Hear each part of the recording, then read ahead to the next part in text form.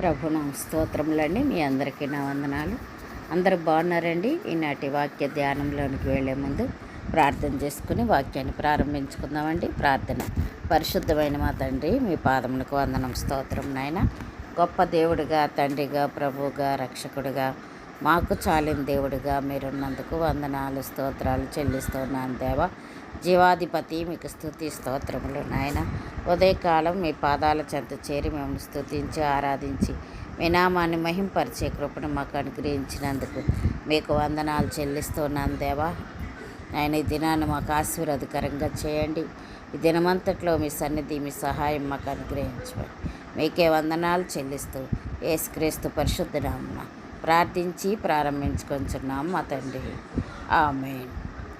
మొదటి రాజుల గ్రంథము 18వ అధ్యాయము 21వ వచనాన్ని ధ్యానించుకుందామండి.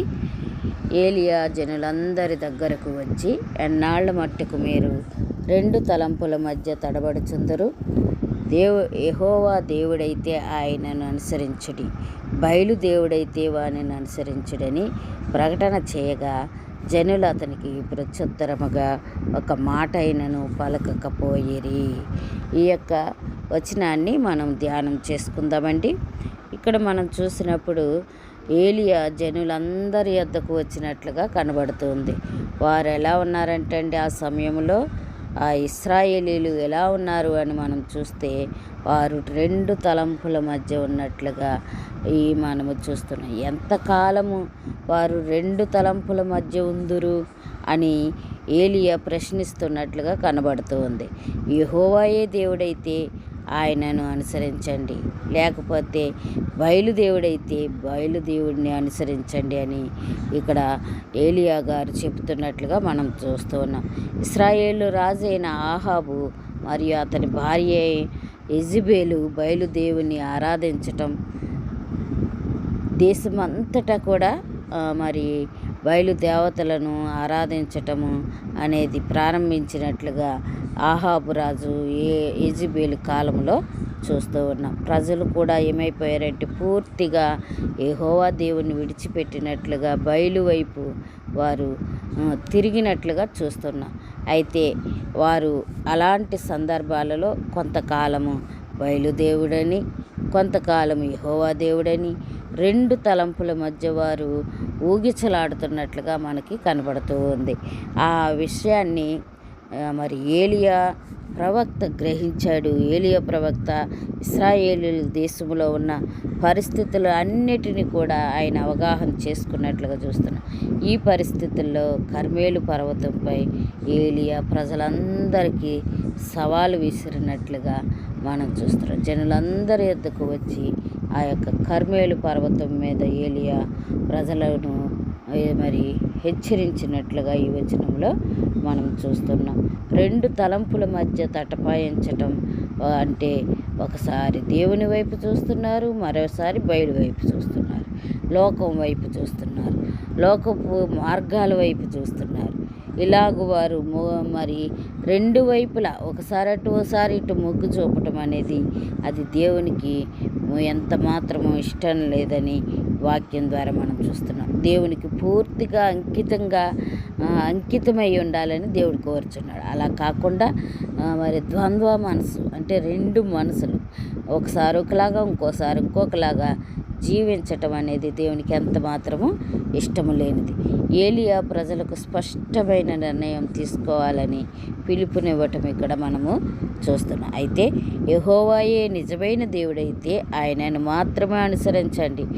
ఒకవేళ యెహోవా దేవుడు కాదు అని మీరు అనుకుంటే బయలుదేవతలనే అనుసరించండి. ఎవరో ఒకరిని మాత్రమే మీరు అనుసరించాలి. రెండు తలంపుల మధ్య మీరు ఉండకూడదని ఇక్కడ ఏలియా ఇశ్రాయేలు ప్రజలను మరి ఆజ్ఞాపిస్తున్నట్లుగా చూస్తున్నాం.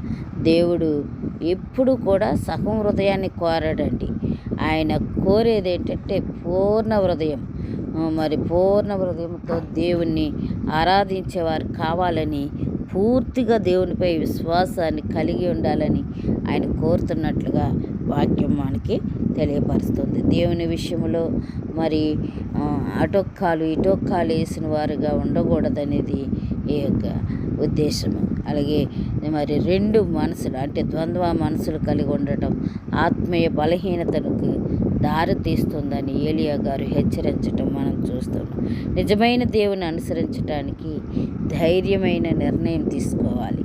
అలాంటి నిర్ణయం తీసుకున్నప్పుడు ఆ హృదయాన్ని దేవుడు కోరతాడని మనం సంపూర్ణంగా దేవునికి సమర్పించుకొని హృదయాన్ని అర్పించుకోవాలని ఇక్కడ వ్రాయబడటం మనము చూస్తున్నాం. అందుకనే ఏలియా అడిగిన ప్రశ్న నేడు మనల్ని కూడా ప్రతి విశ్వాసిని కూడా ఆయన ప్రశ్నిస్తున్నట్లుగా అనిపిస్తూ ఉంది.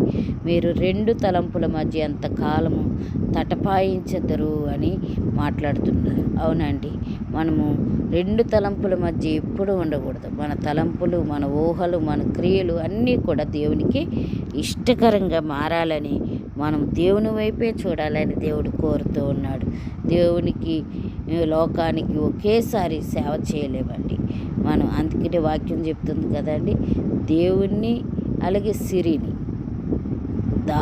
రెండిట్లకి కూడా ఒకేసారి ఉంటే దేవుడికైనా దాసుడిగా ఉండాలి, లేదంటే సిరికైనా దాసుడిగా ఉండాలనేది ఇది క్రొత్త నిబంధనలో చూస్తున్నాం. అదే విషయాన్ని ఇక్కడ మరి తెలుపుతున్నట్లుగా ఏలియా గారు మరి ఇశ్రాయేలీయుల ప్రజలకు తెలియజేస్తూ ఉన్నారు. యెహోవాయే దేవుడని తెలిసిన వారు ఆయన ధైర్యంగా అనుసరించండి అని హెచ్చరిక చేస్తూ ఉన్నారు. మరి కర్మేలు పర్వతంపై ఏలియా అడిగిన ఈ ప్రశ్న ఆ కాలపు ఇశ్రాయేలీయులకు మాత్రమే కాదు కానీ నేటి ప్రతి విశ్వాసికి కూడా అయ్యే దేవుని స్వరముగా వినబడుతూ ఉంది.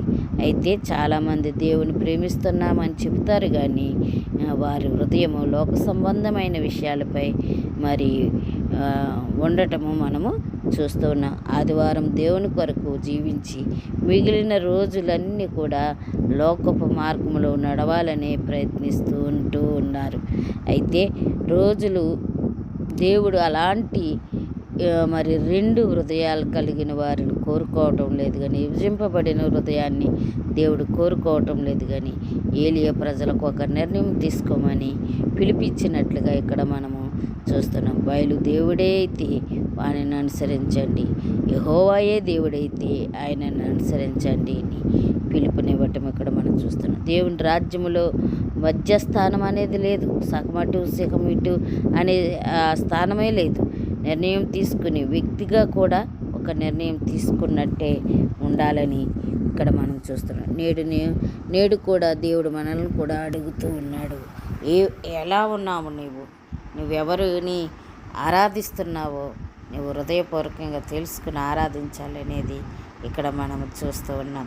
నీ విశ్వాసం సంపూర్ణమా, లేక నీ హృదయం పూర్తిగా దేవుని వైపే ఉందా, లేక రెండు వైపులా నడవాలని ప్రయత్నిస్తున్నావా ఆయన ప్రశ్నిస్తూ ఉన్నారు.